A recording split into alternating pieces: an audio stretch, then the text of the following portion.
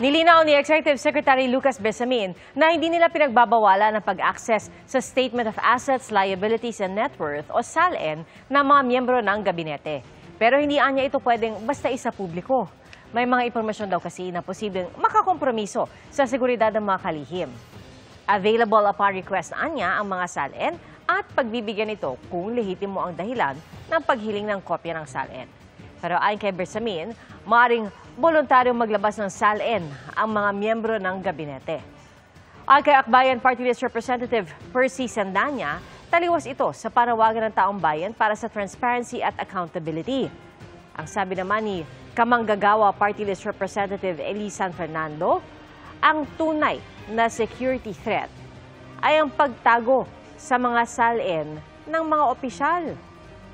Hamon naman ni Mamamayang Liberal Party List Representative Laila de Lima, patunayan ni Pangulong Marcos na iba siya sa sinundan niyang anyay galit kuno sa korupsyon pero isinekreto lang ang SALN.